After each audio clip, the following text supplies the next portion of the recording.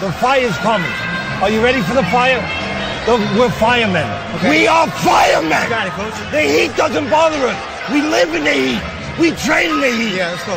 It tells us that we're ready. We're at home. We're where we're supposed to be. Flames don't intimidate us. What do? We control the flame. We control them. We move the flame where we want to. And then we extinguish them. Let's go. It's been so rough this last couple of years. And it's been so tough at times that I'm struggling to hold back these tears.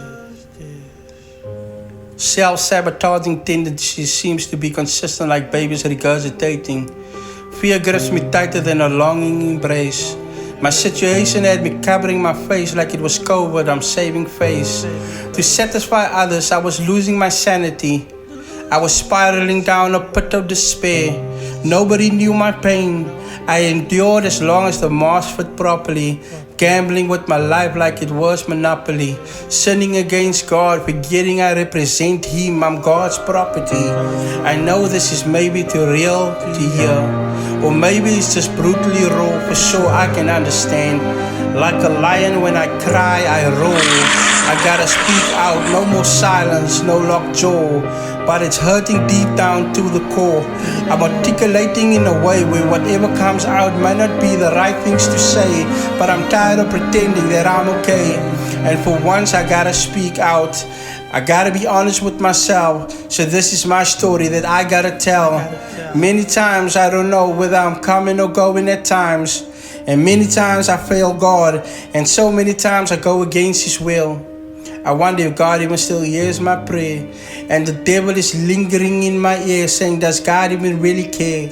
And you're probably wondering, Justin, why would you even say or think things like that? But I'm merely human, expressing my heart's posture.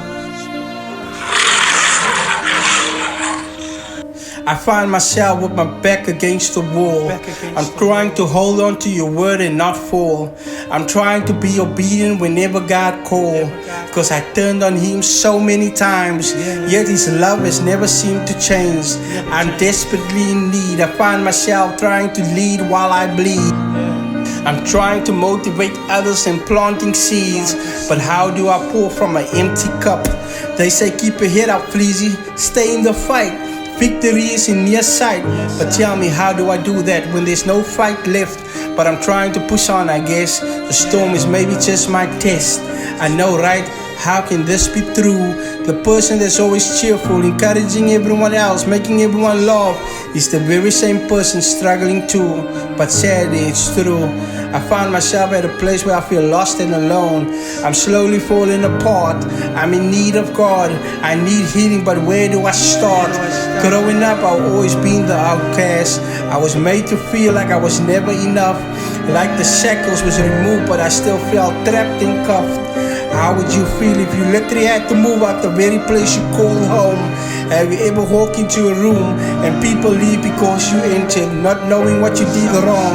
Yet the energy is totally different around others, or should I say when their favorites enter.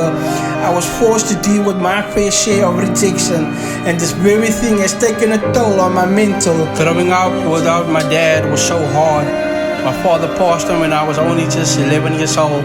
I now had to navigate through life without him. I now had my mom that played the role of mother and father, and boy did she do an amazing job. Joan Dora Titus, what a phenomenal woman. She taught me everything I know. She taught me this world might bend you, but my son Justin, don't you ever fall, even though this world is dirty and cold. My mental state is in a state of emergency. Hence you can hear this cry of urgency. I need a breakthrough. I need to shift this mindset and change my outlook on life view. Some people will put you last, but will call you first when they're in need of something.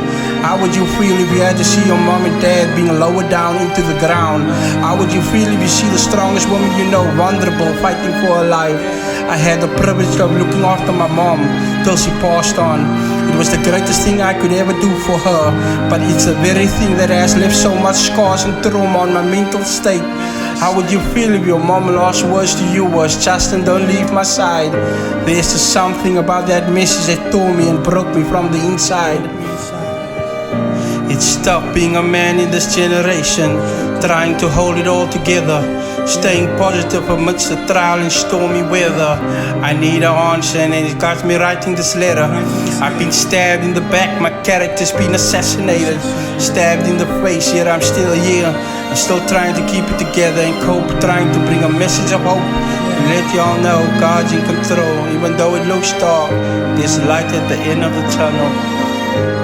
I hope my message could inspire someone out there that's going through their fair share of rejection, trauma, depression, anxiety. This one is for y'all, yo.